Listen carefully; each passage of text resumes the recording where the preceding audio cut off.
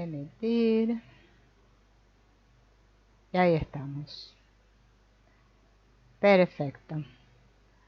Bueno, vamos a comenzar esta serie de encuentros basados en las enseñanzas de Antonio Blay, Personalidad y niveles superiores de conciencia. Es uno de los tantos libros de Antonio Blay. Vamos a tratar de recorrerlo en orden y ver los diferentes conceptos, cómo él transmitió su enseñanza. Excelente enseñanza la de Antonio Blay. Y comienza este libro, esta primera parte, con la dinámica y los niveles de la personalidad. Y habla primero de la vida humana como contraste. Él dice que la mayor parte de las personas vive su existencia como un contraste entre ilusiones y desilusiones. Unas situaciones que son placenteras y otras de conflicto, de dolor. Si encuestáramos a un grupo numeroso de personas en relación a la idea que tienen de su vida, evaluada como positiva o negativa, agradable o desagradable, probablemente encontraríamos a un mayor número de ellas que afirmarían que la balanza se inclina para el lado negativo. O sea, como que tenemos más experiencias negativas que positivas, ¿no? Esto obviamente que es realmente decepcionante de por sí.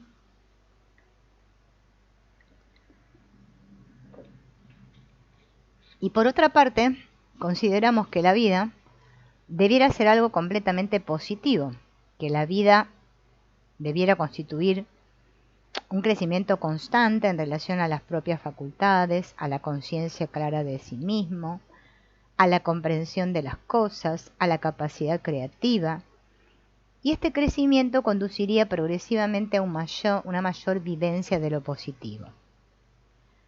Pues la vida está hecha básicamente de cosas positivas. El impulso extraordinario que nos hace vivir, que es nuestro impulso vital, es algo totalmente positivo y afirmativo.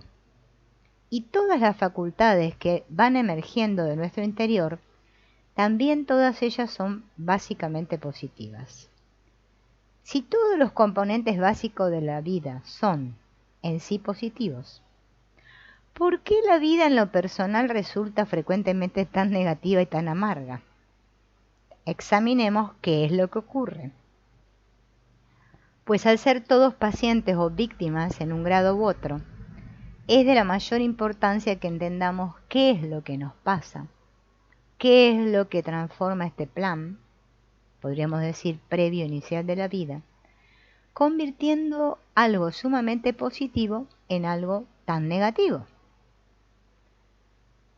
Todos buscamos la felicidad, el bienestar. ¿Por qué lo buscamos? Bueno, la respuesta inmediata sería porque no lo tenemos, porque yo solo puedo buscar aquello que creo que no tengo, ¿no? Pero examinándolo más a fondo, veremos que la cosa no es tan simple, ya que la verdadera respuesta añade otro matiz. Efectivamente buscamos la felicidad porque no la tenemos, pero además porque de algún modo sí la tenemos. Cuando yo tengo en mí el deseo de felicidad, de plenitud, de paz, de bienestar, de inteligencia, de poder, etc. Cuando yo siento esa ansia de lo positivo, ¿de dónde me viene sino de algo positivo que está en mí? ¿De dónde me viene la demanda, la intuición, el deseo? Sino de algo que de algún modo ya está en mi interior. Si yo no tuviera en algún grado esa felicidad, esa plenitud, yo no tendría ni noción de esta posibilidad de plenitud. Cuando registro en mí un malestar, es porque de algún modo existe en mi interior una noción profunda de bienestar.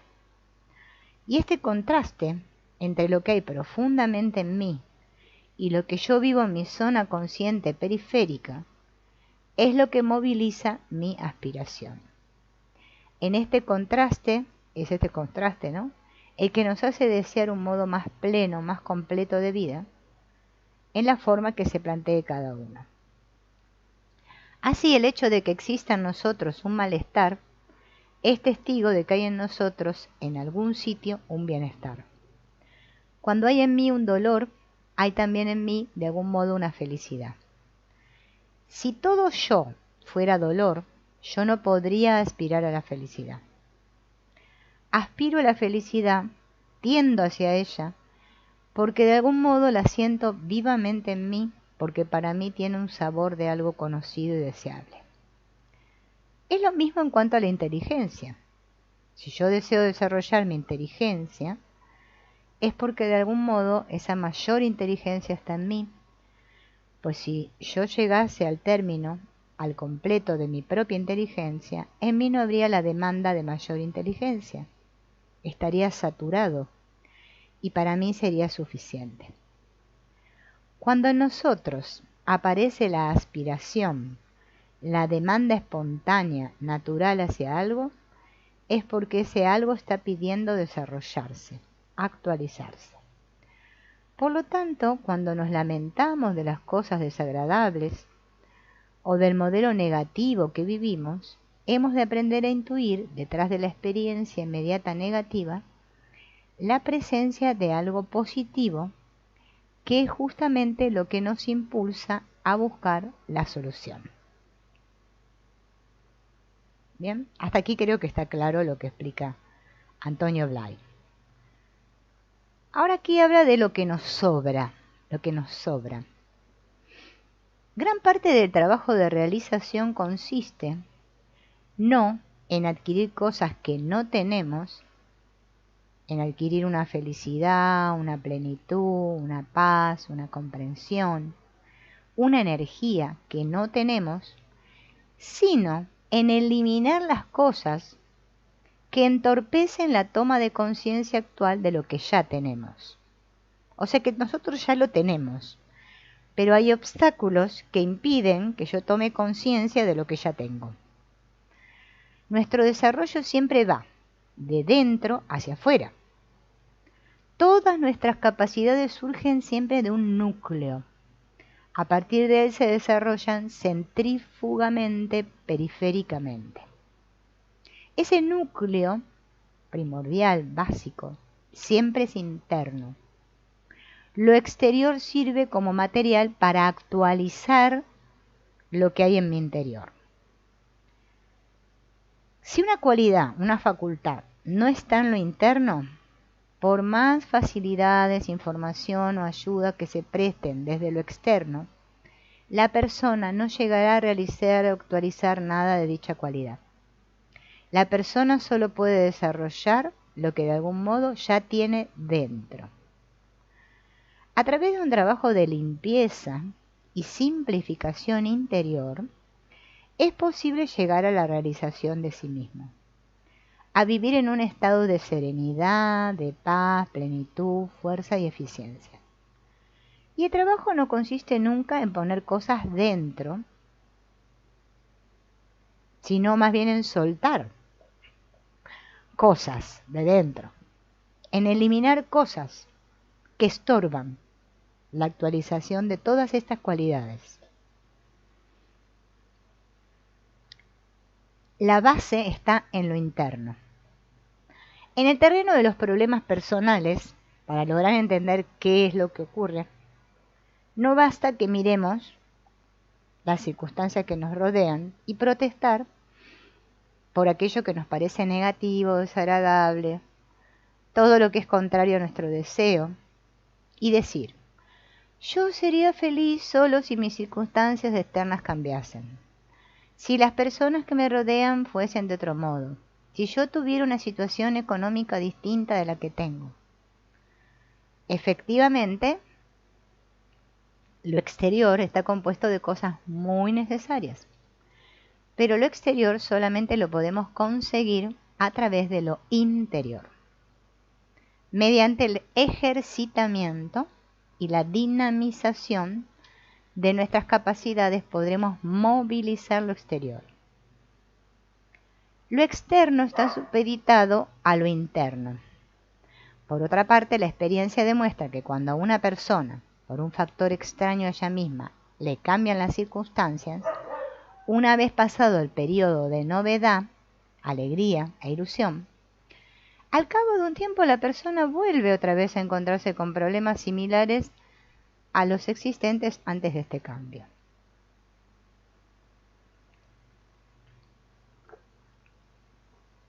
Porque los problemas no vienen dados por una determinada situación exterior, sino por el modo de vivir las situaciones.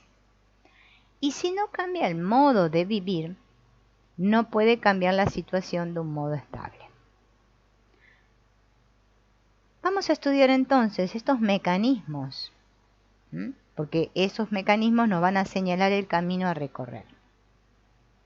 Nuestra vida es una confrontación constante con el mundo, ¿no? Con todo lo que nos rodea, ¿no? Y nuestra mente es el campo donde confluyen todos los factores de esta confrontación. Y estos factores se pueden dividir en dos grupos, los internos y los externos. Por internos, nosotros, o sea, por los factores internos, nosotros nos proyectamos hacia el mundo y tratamos de utilizar el mundo para satisfacer nuestras necesidades. Nos apoyamos en lo externo viviendo en una simbiosis con ello. Por factores externos, el mundo también, o el ambiente, está penetrando en nosotros y nos obliga a hacer de un modo y no de otro. Nos impone unas normas que tenemos que obedecer, a las cuales nos tenemos que adaptar. Pero esta fórmula de apariencia tan sencilla, cuando se analiza con detalle, ya no es tan sencilla. Para eso, hemos de examinar cuáles son los factores internos que confluyen en nuestra mente, pues constituyen la parte más importante de nuestro bien vivir o de nuestro malestar. Y ahora sí vamos a entrar en el asunto este de la personalidad, ¿no? De los niveles de la personalidad. Nuestra mente registra impulsos y necesidades. Registra estímulos y respuestas de varios órdenes. Pues nuestra personalidad presenta una gama muy compleja de vivencias. Para comprender esto vamos a dividirla, ¿no? O estudiarla en diferentes niveles o estratos. El primer estrato es el físico. Mi mente, al registrar lo físico, tiene la noción de yo como cuerpo. El segundo estrato es el de la fuerza que está animando a este cuerpo. A esta fuerza la podemos llamar energía vital y corresponde al nivel vital instintivo. Y el tercero es el de nuestro campo afectivo. Comprende todo lo que corresponde a la afectividad en todos sus grados y matices. Y el cuarto es el que corresponde a nuestro campo mental con todas sus facultades. Pero por encima de estos niveles hay todavía 3 niveles más, que son los que constituyen la personalidad en su dimensión espiritual o superior. Estos 3 niveles más sutiles son la contraparte superior de los elementales. Así, hay un nivel mental superior, un nivel afectivo superior y un nivel de energía superior. En el nivel físico es evidente, ¿no?, que es el primero del que tomamos conciencia, porque es el que percibimos mediante nuestros sentidos, y digo, yo soy este cuerpo. Pero, curiosamente, este cuerpo, que consideramos tan importante y al que queremos tanto, ¿no?, que estamos siempre pensando si está más flaco, si está más gordo, si tengo buena cara, mala cara. Bien. Este cuerpo, que nos parece la base, el sustrato de nuestra vida, no tiene vida propia. Este cuerpo es una cristalización y su animación proviene del otro nivel, del nivel de la energía vital. O sea, que la vida de nuestro cuerpo está en el nivel vital y el cuerpo como forma, como materia, es producto de esta energía vital y de su modo de funcionar. Por eso, si nosotros queremos arreglar cosas del cuerpo, podemos echar mano a procedimientos físicos materiales para modificar el funcionamiento del cuerpo, pero la base está en trabajar desde el nivel de las energías vitales y no desde el nivel de la materia física en sí. La energía es la que está manteniendo a la materia. La materia es la cristalización de la energía que circula y funciona de un modo particular. La energía es la causa, el cuerpo es el efecto. Si necesitamos actuar sobre nuestra salud, no nos preocupemos del efecto y trabajemos a nivel de las causas, al nivel de las energías vitales. Y esto ya traslada la dirección de nuestro interés a otro nivel, ¿no? Que es este nivel de la energía vital o nivel instintivo vital, que es muy importante, no solo porque es el fundamento de la vida y de la salud, sino porque desde el punto de vista del funcionamiento psicológico es el que proporciona la energía base a nuestra personalidad elemental. Cuanto más y mejor funcione la energía a nuestro nivel vital, más la persona en su vida cotidiana se va a sentir optimista, fuerte, con empuje, en forma. Todos tenemos la experiencia de que en cuanto se presenta un malestar orgánico, ya sea una fiebre, automáticamente disminuyen nuestras facultades. Es como si nuestro organismo se hundiera cuando existe una alteración intensa en el funcionamiento de la energía vital.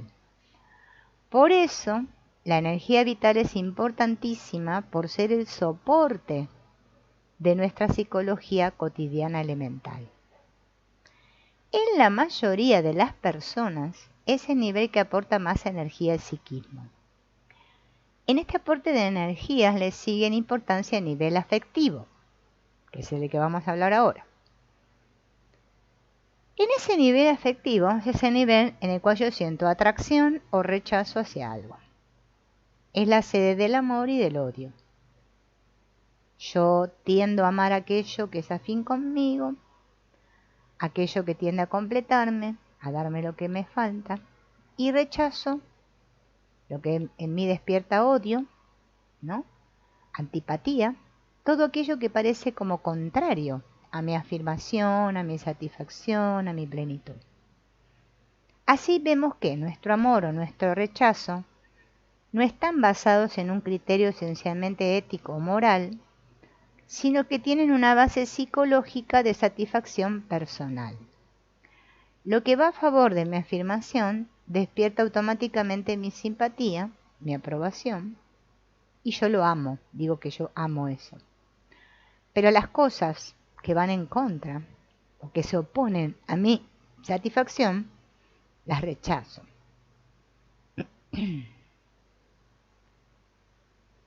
Pero yo esto lo confundo con una cuestión de valores morales.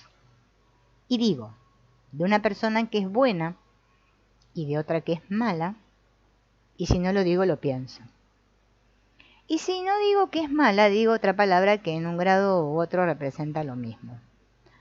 O sea que yo vivo el mundo dividido en dos sectores. El sector que va a favor de lo que deseo, de lo que pido, de lo que anhelo, y ese es el mundo bueno. Y el otro sector que es el que se opone, obstruye, y ese lo llamo malo.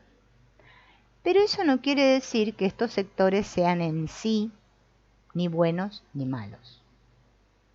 Son buenos o malos en relación con mi objetivo personal. El nivel afectivo es de gran importancia porque es ahí donde están la mayoría de los problemas de las personas. Ahí es donde sufrimos, ahí es donde gozamos. Es el campo de batalla en el que luchamos para sentirnos felices o desgraciados. La mente, que es el otro nivel, tiene muchos subniveles. Es un instrumento maravilloso, ¿no? Porque por un lado percibimos el mundo que nos rodea, lo convertimos en datos y en símbolos, y por otro lado percibimos el mundo interno, en el cual también formulamos datos e información. Luego de los datos que hemos formulado del mundo exterior y del mundo interior, elaboramos relaciones y sistemas de relaciones entre ellos. Estructuras. Y como consecuencia de esta elaboración, disponemos de unos esquemas de valores que serán el patrón de nuestra conducta. Es porque yo puedo retener en mí la idea de objeto, digo tal objeto o tal otro objeto, y que esa idea yo la puedo relacionar con mis deseos y necesidades, que se elabora el proceso de pensamiento por el cual yo puedo manejar las cosas en mi mente sin necesidad de las cosas físicas. Es decir, mi mente puede representar, tiene una capacidad representativa, que es una maravilla. Y es lo que permite que podamos tener una acción eficaz, productiva, que podamos ordenar nuestra vida, transformar hasta cierto punto las cosas exteriores. Esta facultad también está al servicio de mi afirmación personal, de mis necesidades personales, y es lógico que así sea, pues es gracias a mi mente que yo veo lo que me conviene, lo que es bueno y útil para mí. Pero fijémonos en que toda esa valoración de lo bueno, lo útil, está centrada alrededor de mi satisfacción, mis deseos, mis objetivos. O sea que es una mente egocentrada. Igual que el sentimiento, que también está egocentrado. Son facultades que están al servicio de la construcción, consistencia y desarrollo de nuestra personalidad individual.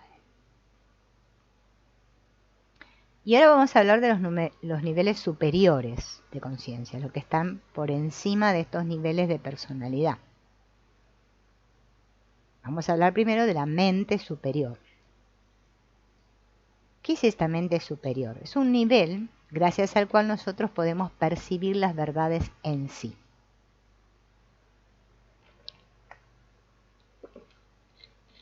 Todas estas verdades que son de un orden abstracto.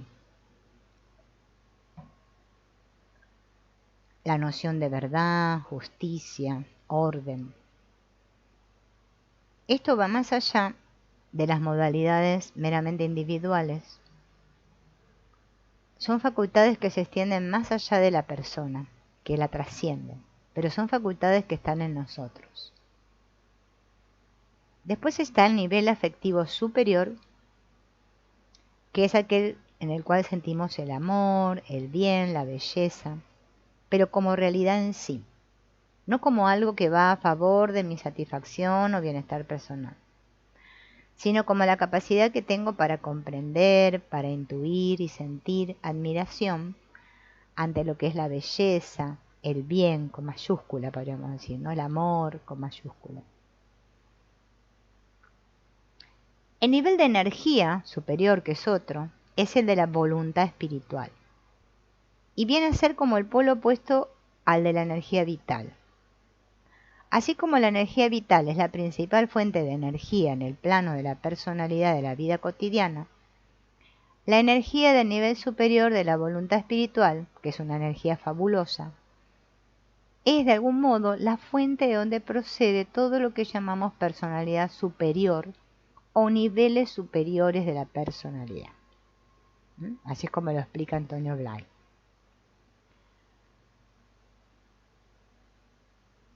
¿Qué característica tienen estos niveles superiores? Una vez que podemos establecer contacto con ellos, una vez que les abrimos paso, tienen una vigencia constante y permanente. Cuando mi energía vital está alterada, mi mente personal también sufre alteraciones, disminuye. También disminuye mi afectividad. Y esto influye en mi modo de pensar o en mi salud. Vemos que hay unas fluctuaciones habituales y que todos las tenemos. Podríamos decir que el ritmo de la personalidad elemental está acelerado y sujeto a los cambios, a las oscilaciones. Estoy bien, estoy mal. En cambio, los niveles superiores tienen una estabilidad, una vigencia constante. O sea, los inferiores oscilan, varían, pero los superiores no. Siempre están estables. La persona que llega a establecer contacto o a abrirse al campo mental superior mantiene siempre la claridad mental que corresponde a este nivel, aunque su salud puede estar resentida. El nivel afectivo superior, una vez que abrimos camino hacia ese nivel, se mantiene siempre brillando, tanto si me encuentro bien como si me encuentro mal, tanto como si las cosas ahí fuera me salen bien o mal. Es algo que brilla con una luz propia y que nunca se altera. Y en el nivel de la voluntad espiritual ocurre lo mismo. Es una energía que no sufre ninguna oscilación. Es un potencial. Cuando conseguimos contactar con este potencial, esta voluntad espiritual, ¿no? Es una fuente que nunca se agota, nunca disminuye, pase lo que pase. Entonces los niveles superiores son la fuente de lo que estamos buscando. La mente superior es la fuente de la verdad, de la evidencia. El nivel afectivo superior es la fuente de la felicidad, del bienestar, la paz. Y el nivel de la energía superior es la fuente del poder y de la voluntad. Cuando sintonizamos con estas dimensiones superiores, podemos vivir eso que anhelamos. El problema está en que nosotros sentimos las demandas de esos niveles superiores, pero pretendemos vivir esta demanda mediante los niveles inferiores. Y ahí es donde se producen los cortocircuitos, las tensiones, los conflictos. Más adelante, Antonio Blay va a explicar esto. Bien. A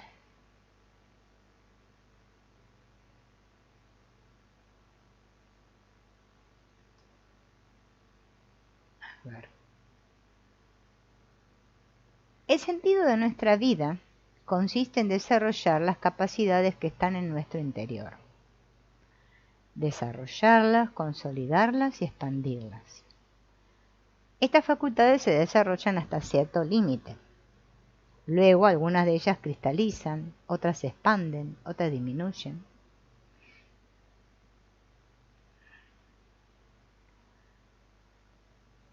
Y eso es lo que sucede en los niveles de la personalidad elemental. Pero en el nivel superior, si establecemos contacto estable con esos niveles, permanecen inalterables a través de todas las curvas que podamos tener en nuestra experiencia.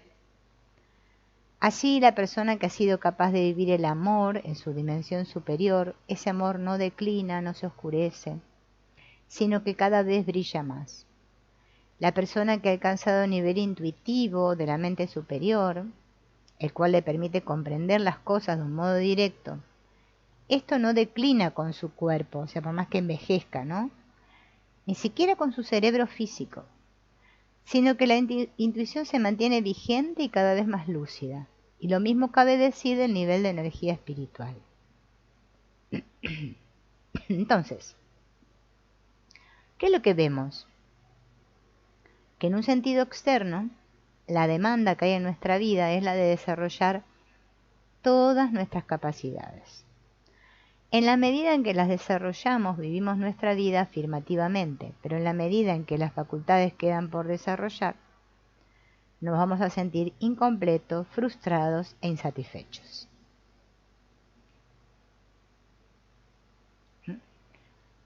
Entonces, paralelamente al desarrollo de las facultades, existe un desarrollo subjetivo, que es el de la conciencia de uno mismo.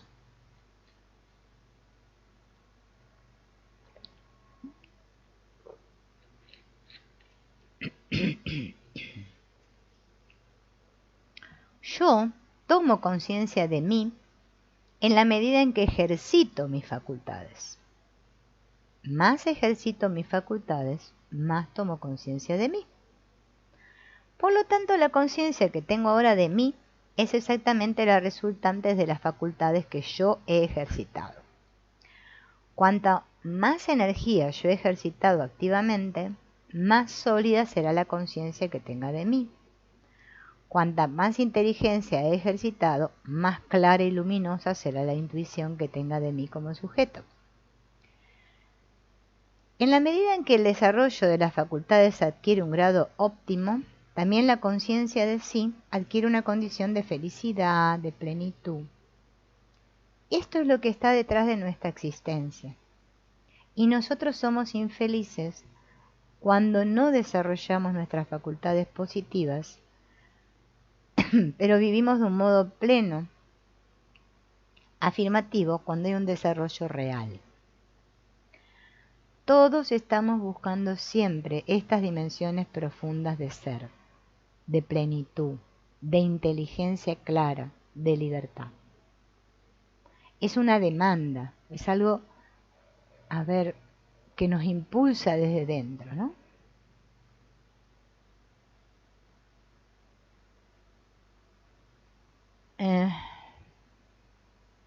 Y solo se logra, como dice Antonio Blay, ejercitándolo. Pero para comprender todo este panorama, ¿no? Hola Norma, bienvenida. Este panorama que nos muestra Antonio Blay, porque claro, está todo muy claro lo que él va explicando, que nosotros tenemos esta demanda de vivir en plenitud, que todo esto está en nuestro interior, que se desarrolla desde dentro hacia afuera, estos potenciales que tenemos de los que habla él, y todo esto, pero él ahora va a explicar de dónde vienen todo esto que nosotros llamamos problemas aquí en el mundo, ¿no? ¿Por qué no nos vivimos así? Bien. El sentido de la vida tiene una doble vertiente, la objetiva y la subjetiva. La objetiva consiste en la necesidad de desarrollar estas capacidades latentes, movilizando todos los niveles, tanto los elementales como los superiores. Y la subjetiva presenta la necesidad de una expansión y una profundización de la conciencia que se produce paralelamente al desarrollo objetivo de las facultades. Así yo voy tomando conciencia de mí, conciencia profunda de ser, de paz, de armonía, de plenitud. Si los niveles externos, objetivos, no se movilizan, no se puede llegar a esta realización interior como sujeto. Por lo tanto, podemos decir que todos los estados deficientes que la persona vive, estados negativos de duda, de inseguridad, de depresión, son debido a que algo interior no se ha desarrollado plenamente y no se ha podido convertir en experiencia. No se ha hecho realidad.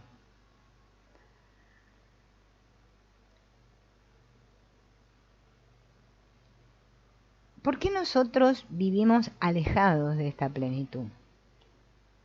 ¿Por qué esta plenitud se considera en nuestra experiencia de vida algo utópico o imposible de alcanzar en esta vida?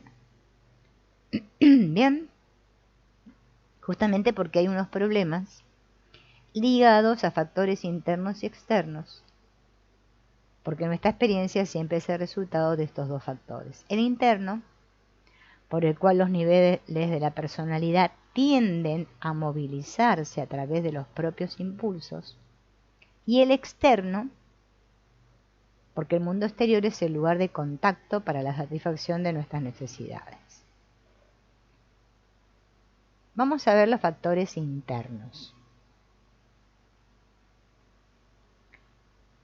Vivimos de una manera muy elemental. ¿Cómo vivimos? A través de nuestro cuerpo, nuestra energía vital, afectividad y nuestra mente. En nosotros existen unas demandas de orden superior, pero no están vivas y por ello no se les da una respuesta, una salida, no se llegan a desarrollar.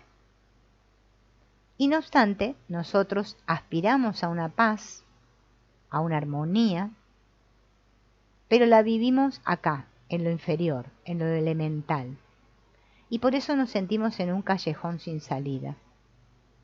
Porque lo inferior es lo inferior y lo superior es lo superior. Y no podemos recoger el fruto de la plenitud superior viviendo, actualizando y movilizando las energías y las experiencias a un nivel superior. Solo podemos hacerlo así, ¿no? Tenemos que movilizar. Él habla mucho de esto de movilizar las energías. Vivimos de una manera muy superficial. ¿Por qué? Porque la educación, ya sabemos cómo funciona, ¿no? No apunta a que tomemos conciencia profunda de nosotros, ¿no?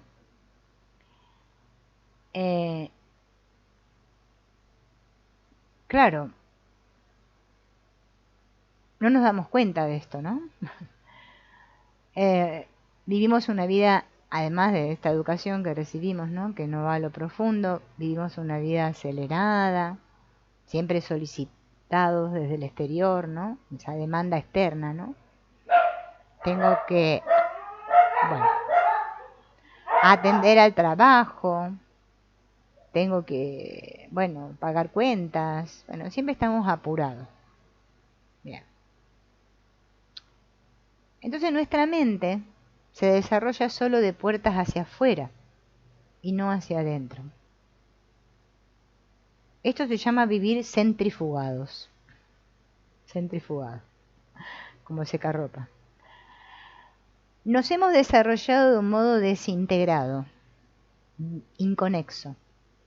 Un sector se desarrolla al margen del otro, entonces cada sector es como que tuviera su vida propia, su objetivo propio. Esto crea tensiones, ¿no? La persona desea una cosa, la mente quiere otra, la fuerza instintiva quiere otra. Estamos en un conflicto interior que hace que vivamos en conflicto con lo exterior. O sea, trato de adaptarme a una situación que satisface a uno de los niveles de mi personalidad, pero los otros niveles están en desacuerdo. Y es difícil encontrar una persona que esté toda ella integrada en lo interno y lo externo, ¿no? Todo esto impide la realización de nuestras potencialidades e impide que se llegue a vivir esta plenitud. Bien, eso en cuanto a los factores internos. Ahora vamos a ver los externos. El mundo exterior no es algo pasivo, ¿no? En el cual nosotros podamos expresar, exteriorizar nuestros impulsos, nuestras necesidades, nuestros deseos. Sino que es un mundo vivo, ¿no? Que tiene una fuerza y un dinamismo propio. Entonces nuestro dinamismo y fuerzas personales se ponen en contacto con el dinamismo y fuerzas del ambiente que nos rodea, y esto trae como consecuencia que nosotros lleguemos a una adaptación o a una inadaptación con el exterior. El exterior me proporciona el material que necesito para crecer, para desarrollar mi cuerpo, mi afectividad y mi inteligencia. El ambiente me ofrece el medio para poder manifestar mi aportación, mis elaboraciones. Pero el ambiente también me está diciendo cómo tienes que ser, cómo te tienes que conducir en la vida, cómo no te tienes que conducir, lo que no tienes que hacer. Y esta doble corriente de exigencia, de sentirnos exigidos por el mundo, entre yo y el medio ambiente, ¿qué va a crear? Conflictos. Entonces yo quisiera que el medio ambiente no existiera, porque ese medio ambiente me pone trabas, me obliga a hacer cosas que no me gustan. Pero por otra parte lo necesito, porque ese mundo me está dando la materia prima que necesito. Y también me sirve para poder expresarme, ¿no? Entonces esta ambivalencia que vivimos con relación al mundo, por un lado me es indispensable, lo quiero al mundo, Y por otro lado, siento como un rechazo, porque siento que me exige, me impone cosas, me frustra, ¿no? Bien. O sea, hay una dialéctica entre lo que yo pretendo ser y lo que el mundo pretende de mí. Bien.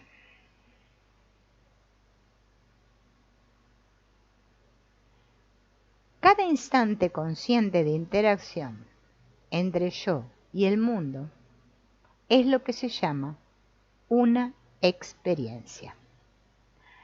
La experiencia es el elemento base gracias al cual se desarrolla mi personalidad. Se desarrolla mi cuerpo cada vez que lo ejercito. Se ejercita y desarrolla mi afectividad cada vez que yo puedo expresar algo que siento o cuando recibo algo que los demás me expresan.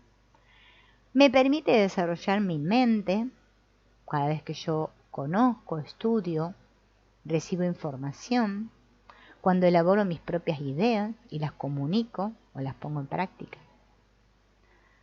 Siempre es a través de un hacer, de una ejercitación, cómo se desarrollan mis capacidades, mi conciencia como sujeto que está haciendo, que está experimentando, que está viviendo. Podemos decir que somos la suma de nuestras experiencias. Nosotros hemos desarrollado externa e internamente exactamente lo que hemos ejercitado a lo largo de nuestra vida. Él dice que cada experiencia sería como un ladrillo en la construcción del edificio de nuestra personalidad. Estudiemos estas experiencias porque son esenciales para entendernos a nosotros mismos y entender a los demás. Él habla de varios tipos o clases de experiencias, ¿no? Las positivas y las negativas, las superficiales y las profundas, y las activas y las pasivas. Vamos a hablar primero de las positivas y negativas. Una experiencia es positiva cuando gracias a ella se sigue el curso normal de mi proceso de desarrollo. Cuando puedo desarrollar mis facultades o cuando recibo la afirmación de lo que yo soy, ¿no? Es lo que apoya mi crecimiento y mi hacer. Y yo la desarrollo y el ambiente me confirma que yo tengo esas capacidades. ¿Bien? Esas son experiencias positivas. La negativa es la que obstruye el desarrollo de mis capacidades y se produce cada vez que yo intento hacer algo o pretendo hacer algo y la experiencia se traduce en un fracaso, en una negación de ese algo, y esto representa la negación de mi ser y de mi hacer, ¿no? Vamos a hacer un ejemplo de un niño que empieza a andar, siente el impulso de andar, lo intenta y se cae. Es una experiencia negativa, el niño se cae. Es negativa mientras está ejercitando algo.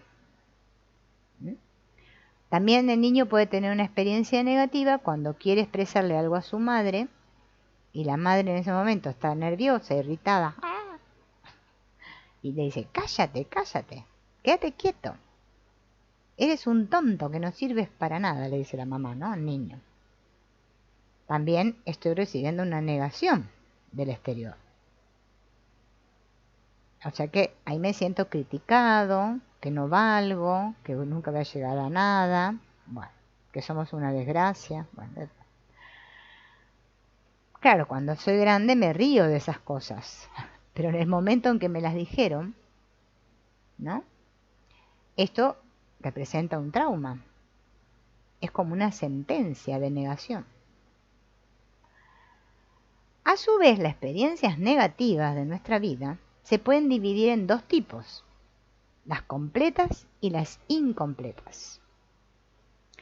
La experiencia negativa completa representa la expresión de algo que fracasa, ¿no? Es como En el ejemplo del niño que se pone de pie e intenta andar, pierde el equilibrio y se cae.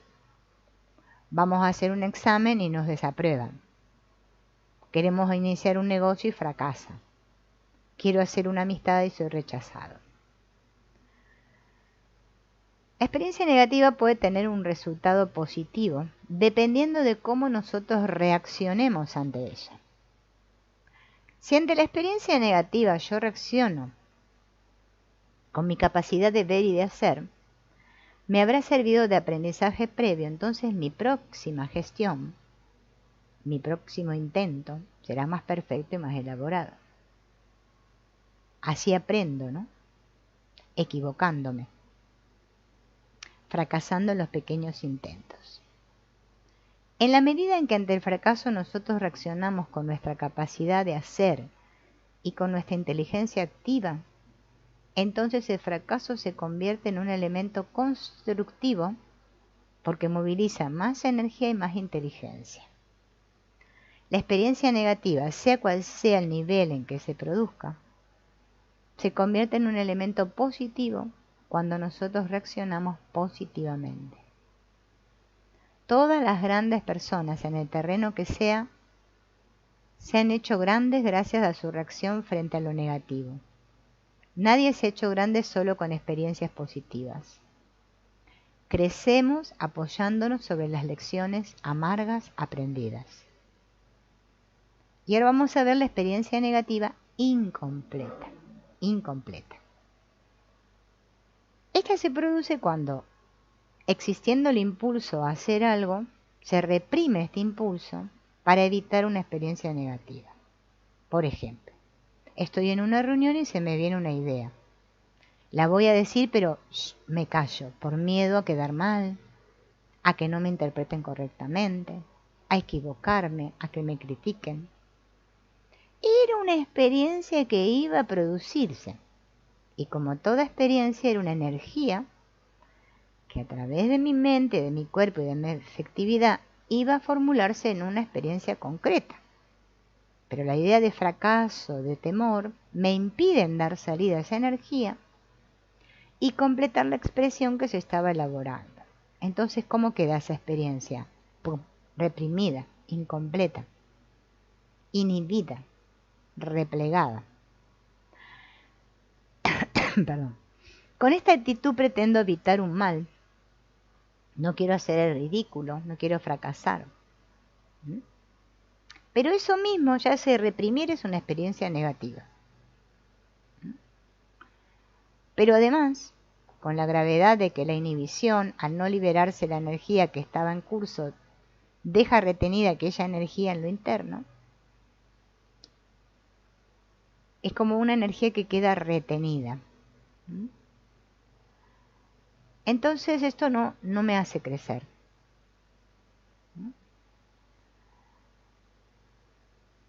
Una energía que tenía que transformarse en un modo de vivirme a mí mismo, en un crecimiento, al no producirse, no se traduce en experiencia de mí, no fortalece mi yo, y en su lugar hay una noción de fracaso de mí mismo ante la situación, no de fracaso en relación al exterior, sino de mí ante mí, ante mí. De esto se originan dos focos de tensión, tenso, no de atención, de tensión. Por un lado, la energía retenida produce una insatisfacción interior y una inquietud, porque busca una salida, que quiere expresar. Y por otro lado, el juicio que se forma en mí de fracaso, de no estar a la altura de las circunstancias, me va a perseguir empujándome a que yo trate de recuperar este prestigio, de mejorar mi marca para demostrar que valgo igual o más que los demás.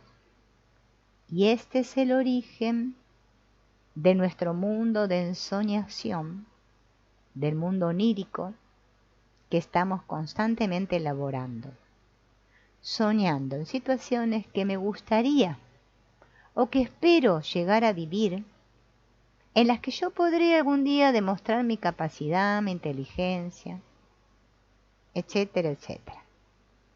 En mi sueño estoy jugando a ser la persona ideal que quiero llegar a ser, porque estoy tratando de compensar la imagen frustrada y el sentimiento carencial que tengo de mí.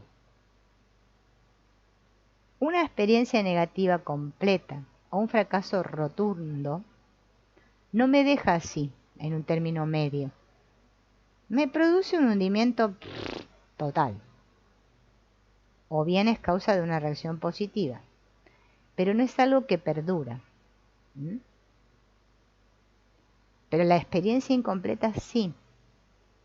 Las energías inhibidas se llevan constantemente dentro, empujando, buscando liberarse y realizarse. Por eso vivimos tensos, ¿no? Esta es la base de los estados de inseguridad, de tensión y de depresión, que después lo vamos a ver más adelante, ¿no? Bueno, hablamos de ese tipo de experiencias y ahora vamos a hablar de la superficial, la experiencia superficial y la experiencia profunda. A ver cuál es la diferencia entre ambas. Hola, Laura. Según él, no es lo mismo, ¿no? Tener una experiencia superficial y una profunda. La mayor parte de las experiencias o las situaciones de la vida despiertan en nosotros un eco superficial, ¿no? Las experiencias corrientes, digamos, de nuestra vida, ¿no? Pero todos hemos tenido momentos en que la situación se vive de un modo que despierta algo muy profundo en nosotros, algo único. Puede tratarse de una situación exterior muy dramática o muy solemne, pero puede no serlo. Puede tratarse de una experiencia que en sí no tiene nada particular, pero hay algo que hace que yo viva aquello profundamente. Y quizás se trata de algo que yo he estado haciendo diariamente, rutinariamente, y de repente un día, ¡puf!, aquello despierta en mí algo profundo dentro. No debe confundirse la experiencia profunda con una experiencia intensa, no es lo mismo. Una experiencia puede ser intensa y a la vez puede ser superficial. Por ejemplo, estoy leyendo en mi habitación y de repente escucho ¡pum!, una explosión. Y aquello que produce en mí, un sobresalto, ¿no? Bueno, es una experiencia intensa, pero no es profunda.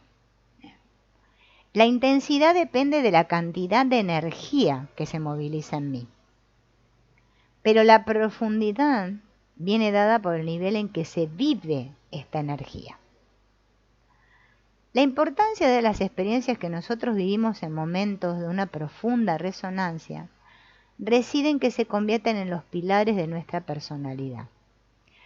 Si las experiencias en sí eran como los ladrillos, ¿se acuerdan que dijimos que cada experiencia es un ladrillito que va formando nuestra personalidad, ¿no?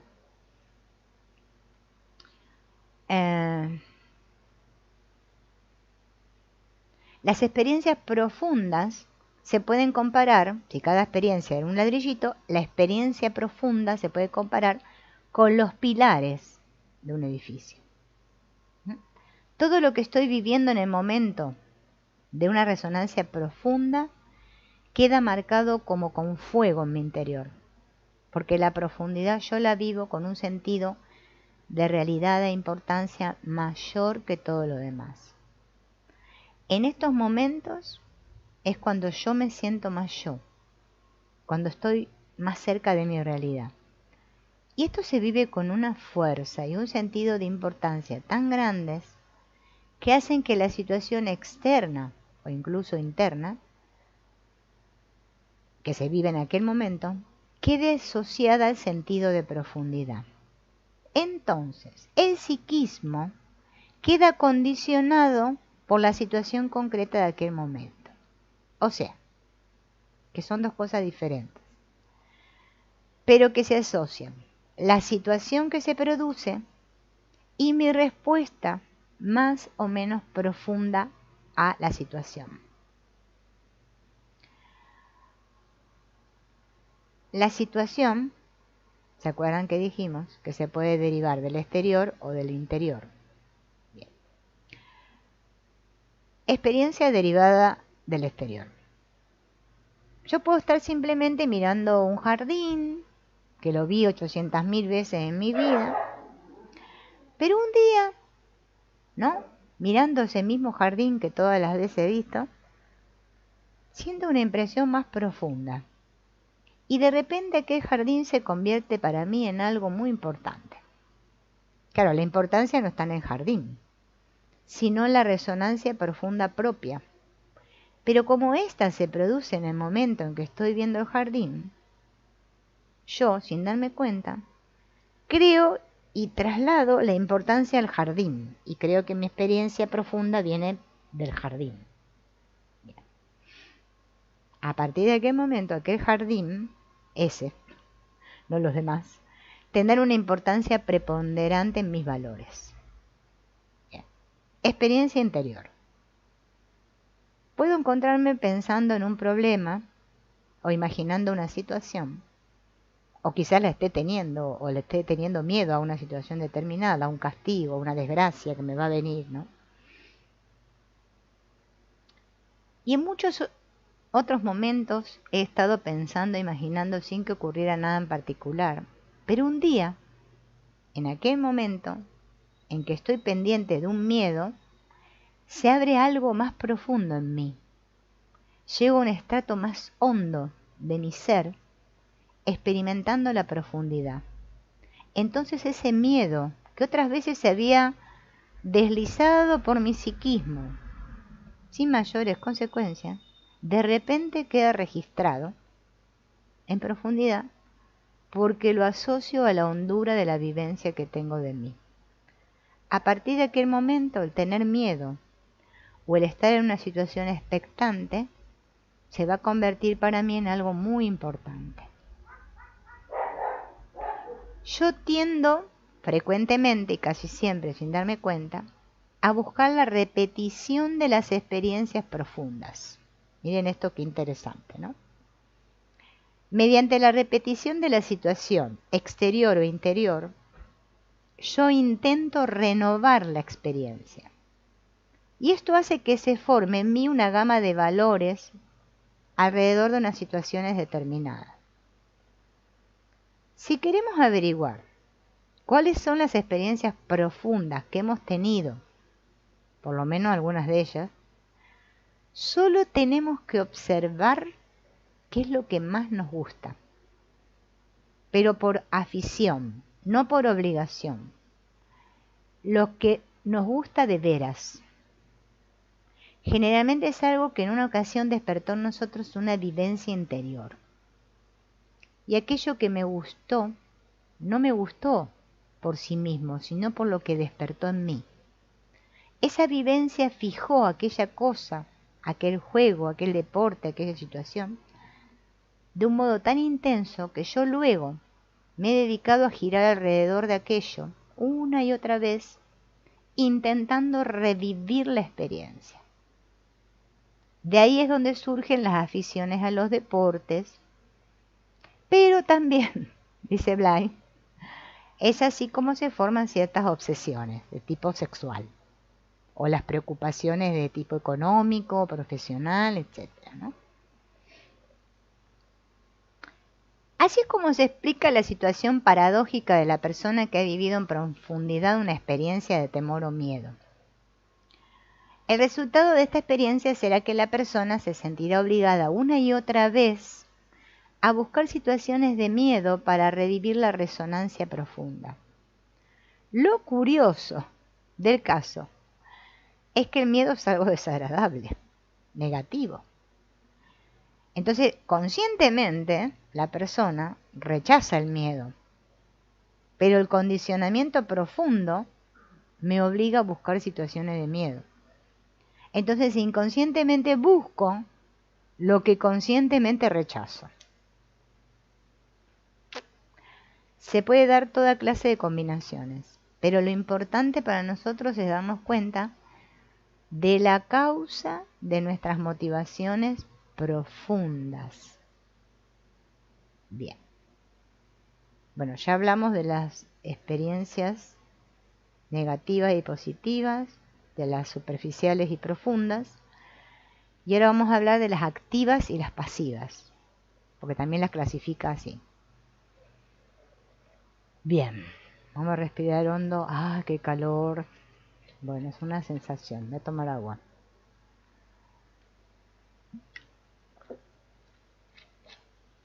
¿Cuándo una experiencia es activa? Cuando yo me siento yo. Yo me siento ser según hago. Una experiencia pasiva es cuando yo me siento yo al percibir, al recibir. Yo me siento ser según me hacen. Fíjense. Oh. Activa es cuando yo me siento yo según yo hago. Pasiva es cuando yo me siento yo al percibir, ¿no? Según me hacen. Ahí está la clave de la dependencia del exterior. ¿Por qué dependemos tanto de la opinión de los demás? De lo que los demás piensan o dicen de mí o de lo que me hacen. Eso me pregunto. ¿Por qué?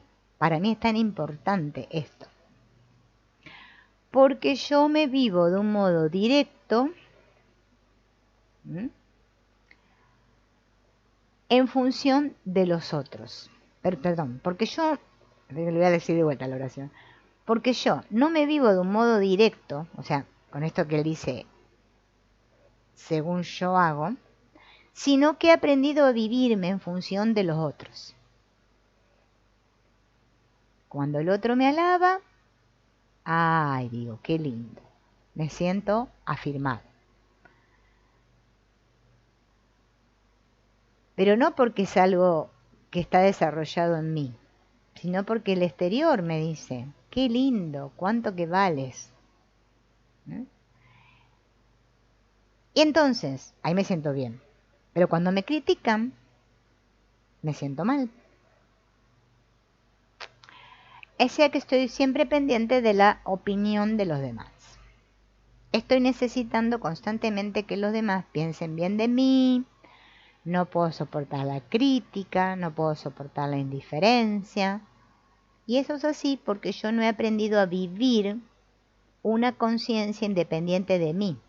Porque yo he crecido en una conciencia de mí que de hecho es una relación con el ambiente. No es una conciencia de yo solo, sino que es una conciencia de yo tú o de tú yo. Yo tú, tú yo. Bien.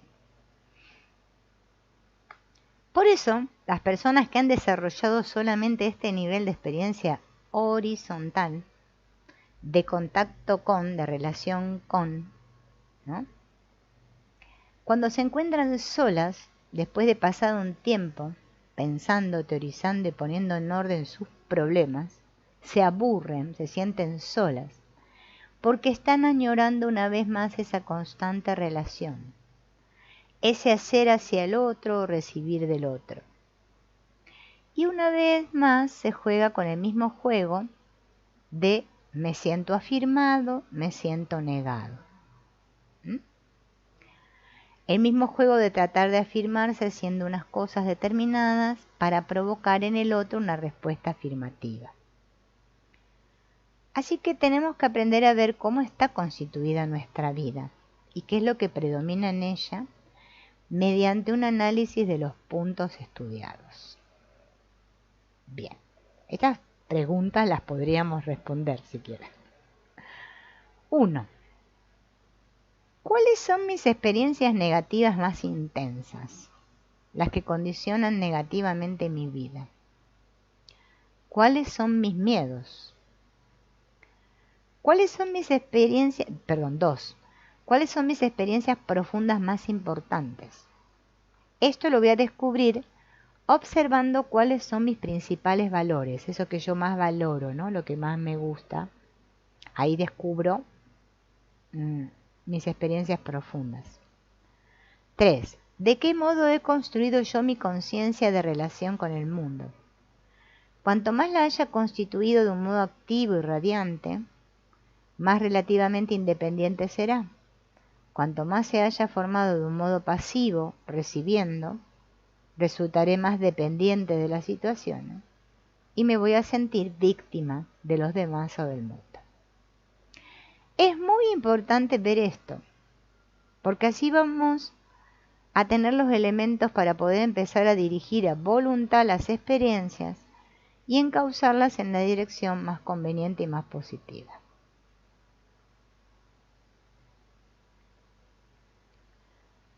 Bien. Nuestro funcionamiento actual es el resultado de la suma de nuestras experiencias. O sea, yo funciono ahora en el mundo de acuerdo a todas las experiencias que he ido acumulando o experimentando o viviendo, ¿no? De acuerdo a los ladrillitos. Pero toda experiencia tiene varias facetas. Bien. Y ahora las vamos a ver desde el punto de vista de la energía. La personalidad total es un sistema de energías. Todos los niveles de la personalidad son energía cualificada que se manifiesta en forma de energía vital, afectiva, mental, intuitiva, ética, estética, etc. Es interesante aprender a estudiar nuestro modo personal de ser en razón de las energías, porque toda experiencia es y ha sido una dinamización de energías.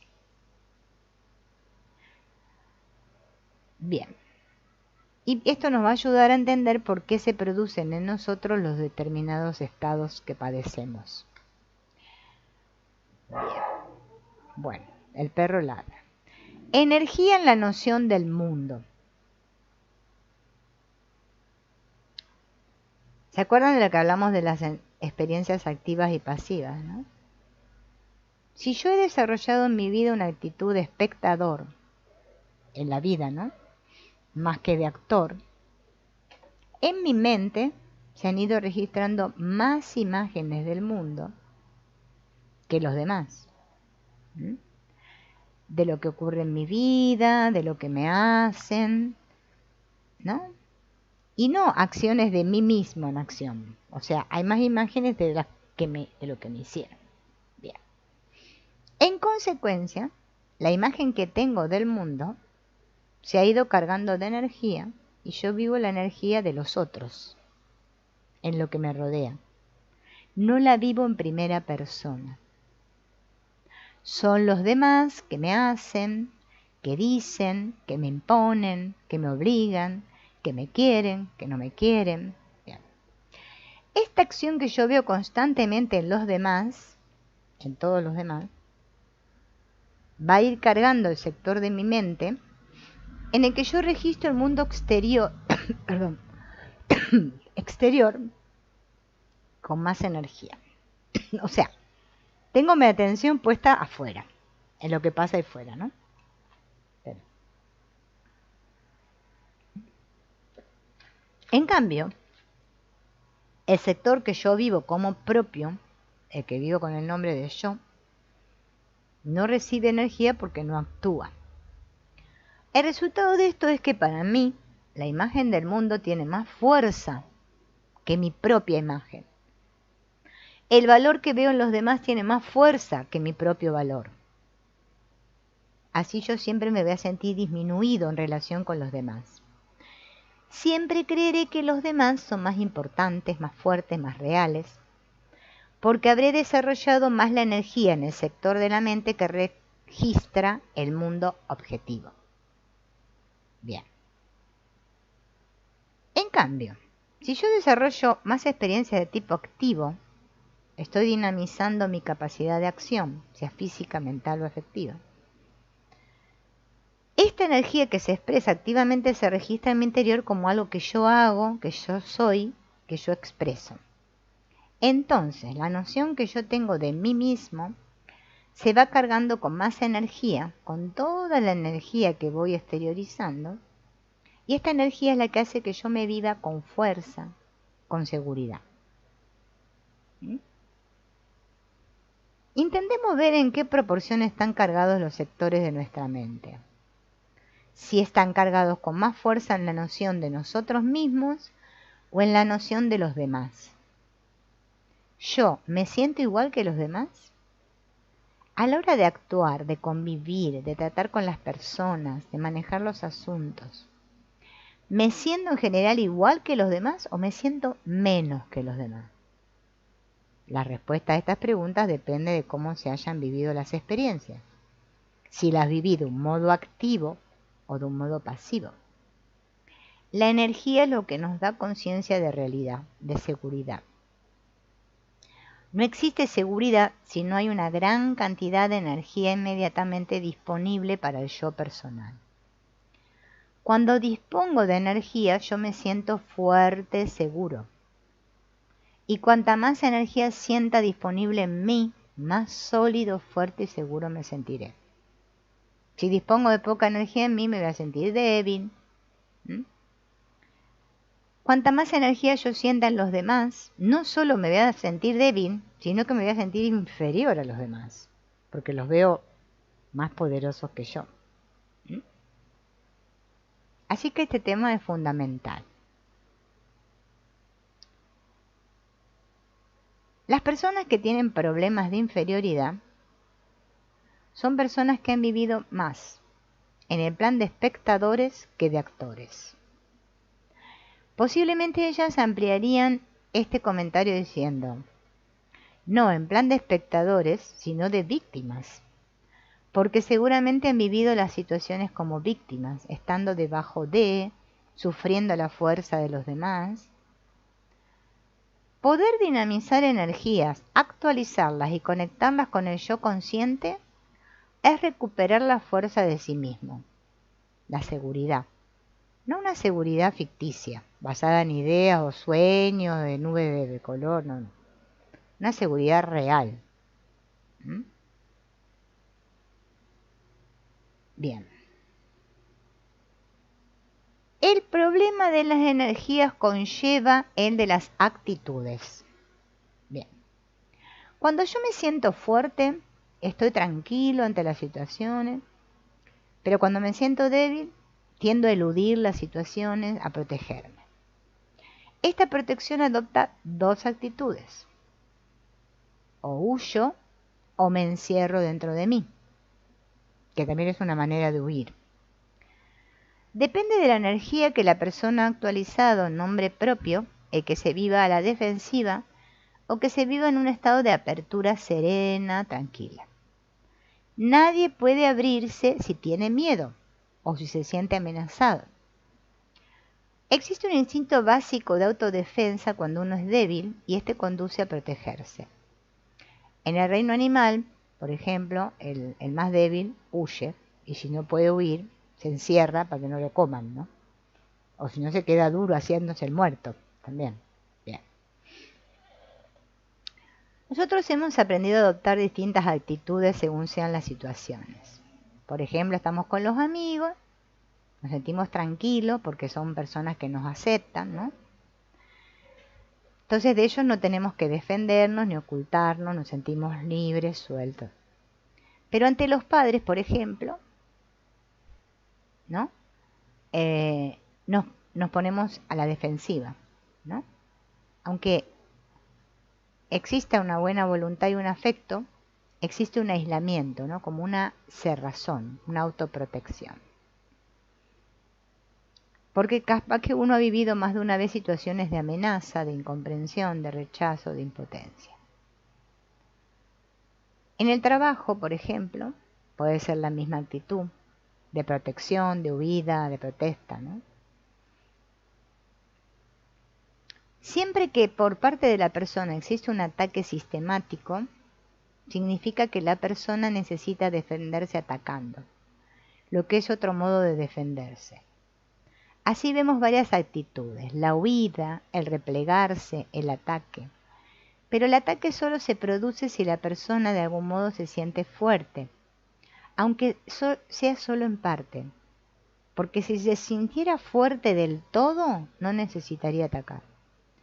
Lo que ocurre es que la persona a veces se siente débil en un sentido y se siente fuerte en otro. Entonces, ante la situación, la persona siente miedo, pero a la vez surge su protesta. Y la energía que la persona moviliza se manifiesta en forma de agresividad en contra de. Por eso es tan general en todo el mundo la actitud de protesta, ¿no? Defendamos nuestra ideología, ¿no? ¿Tenemos una actitud de autoprotección, de encerrarnos, de vivir como detrás de una trinchera? ¿O tenemos una actitud abierta, de sintonía, de aceptación? Si lo observamos, esto nos dará una indicación clara de la seguridad o inseguridad en que vivimos. Las actitudes que hemos desarrollado funcionan de un modo automático y suelen ser diferentes según sea el ámbito de nuestras relaciones, ¿no? Con los amigos actuamos de una manera, con los familiares de otra, en el trabajo de otra. Bien.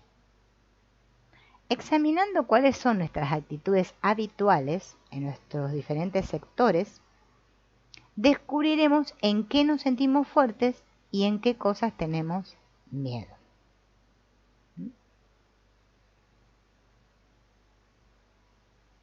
En toda